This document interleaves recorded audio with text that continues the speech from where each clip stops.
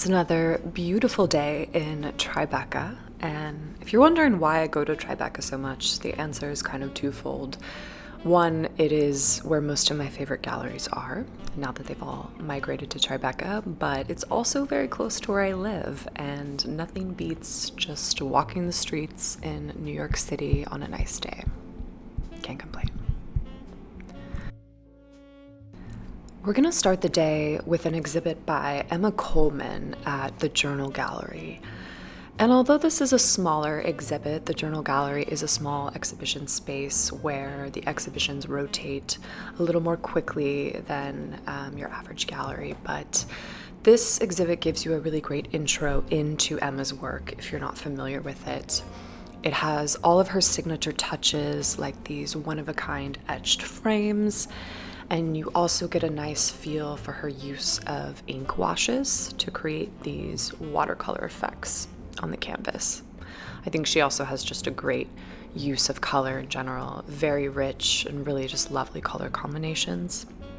And not to sound cliche, but in my opinion, she's kind of the Matisse of our generation. Her work just reminds me so much of his.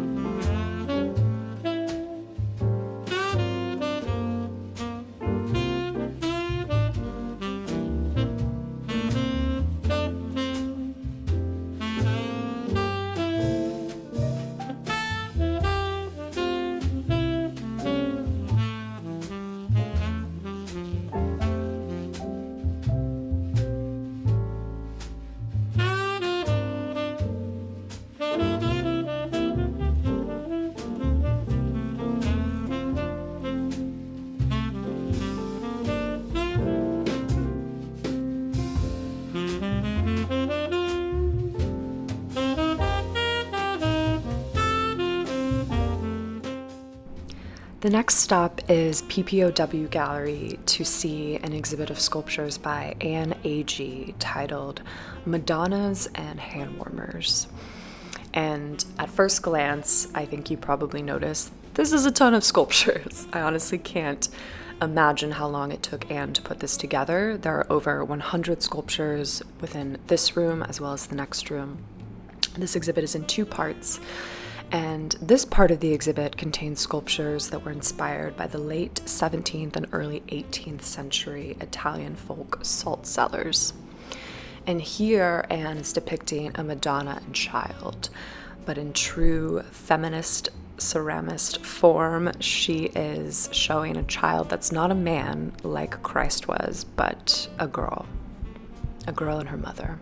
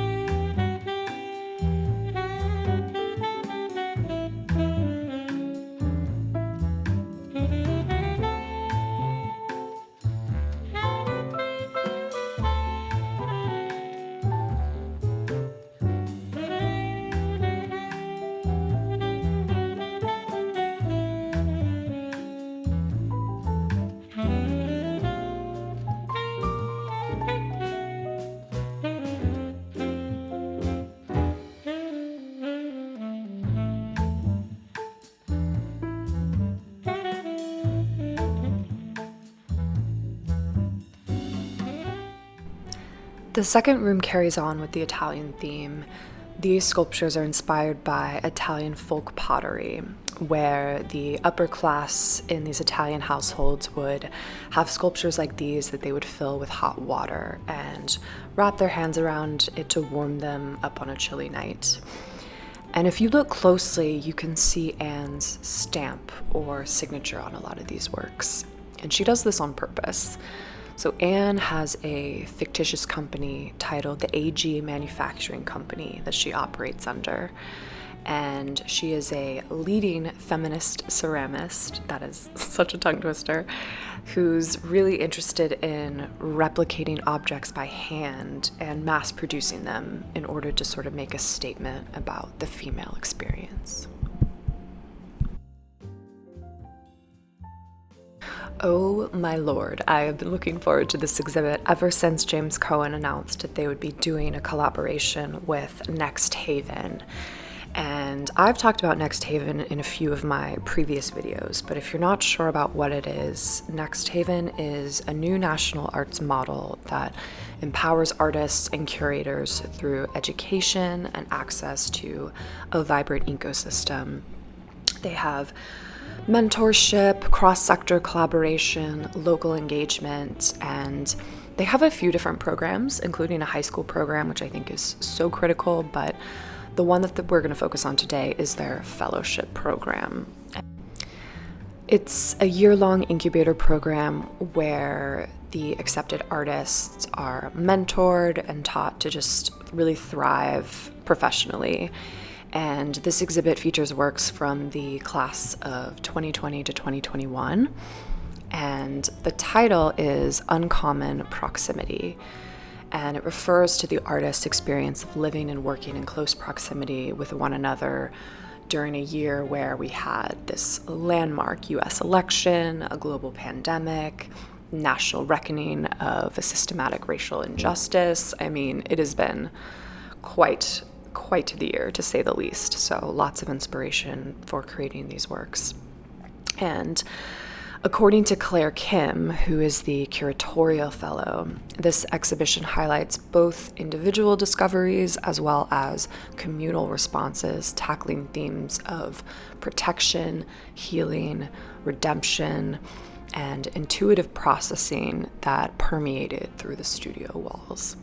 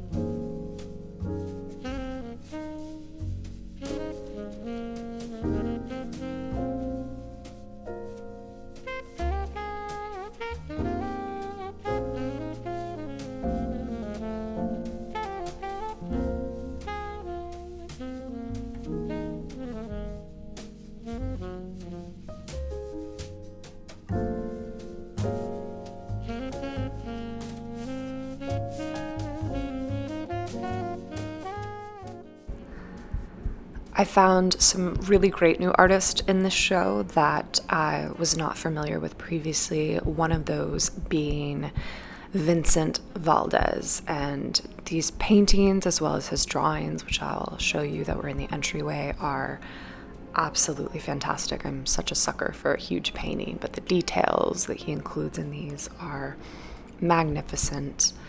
And I was already familiar with Jeffrey Maris's work, having seen his show at White Columns a few months ago, but I'll link that above so you guys can check it out. But I was excited to see one of his works again, up close and personal.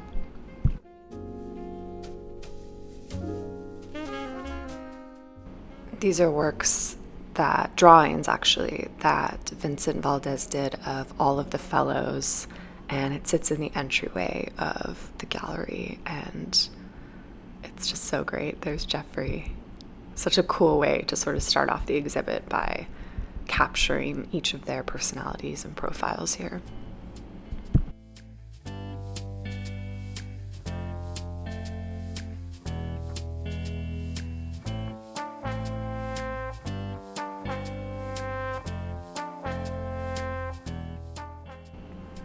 Wow, I mean, what a way to start an exhibit. This is Dominique Fung's exhibit titled "It's Not Polite to Stare" at Jeffrey Deitch Gallery. And while I'm staring, this is crazy. These hanging bird cages are inspired by the tradition of taking songbirds for walks in parks in Hong Kong.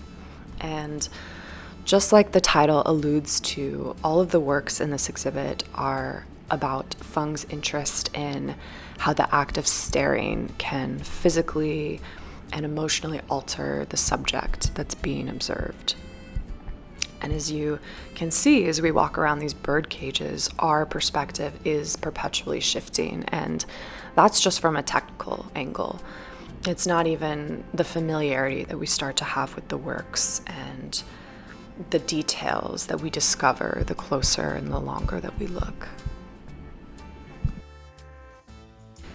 In the next room, Dominique continues to play with perception, and these works are references to the Dunhuang frescoes and displays objects from the Metropolitan Museum's collection, as well as the concept of Asian American women being sexualized and rendered synthetic and ornamental within art history. And the gallery says it so well that these works are engaging with this history of fetishism for bodies and objects saturated with colonial and imperial history. So for this exhibit, Dominique is reimagining and resetting these scenes to include cluttered objects and chaos that we find so regularly in everyday life. I also love how she sprinkled cigarettes throughout the painting, so keep an eye out for those.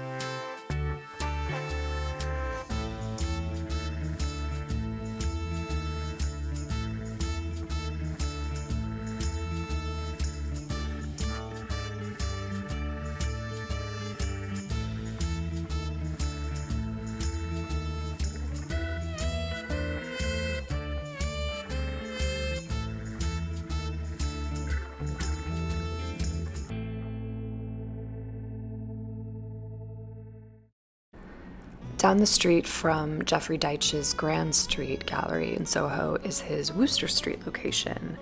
And I love the magnitude of this space, and any artist that can fill it with their works and have such a presence, like, hats off to them. And honestly, this is even crazier that Kenturah Davis is fresh out of art school. She just graduated from Yale with her MFA in 2018, and the maturity of her work is so impressive. This exhibit consists of drawings that fuse language, figuration, and performance all together. And at first glance, these just look like beautiful large-scale drawings, but if you actually look closer, you can see that these drawings are done on top of raised writings. And these aren't just any random words. These are actually transcripts from the Senate debates around passing the 13th Amendment.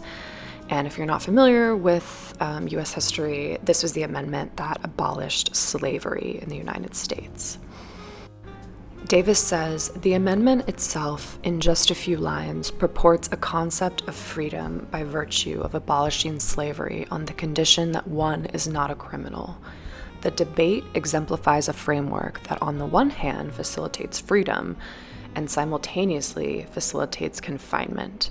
This range of outcomes is suggested in the drifting, shifting, and blurring of the figures in the drawings as they intersect the text."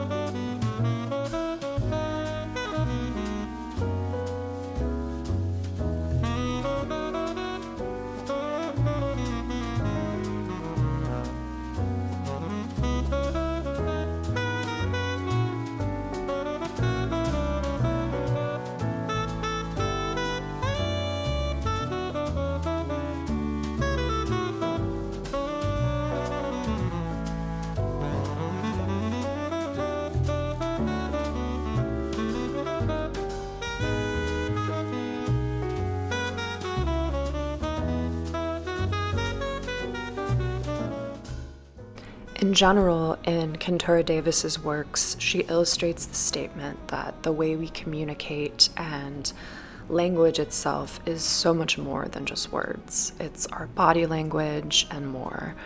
I'm personally so excited to see what she continues to do in her career. She's so incredibly talented, and apparently she's going to be a part of an upcoming show at Gagosian's, so I will definitely check that out when it comes, and I will share it with you all.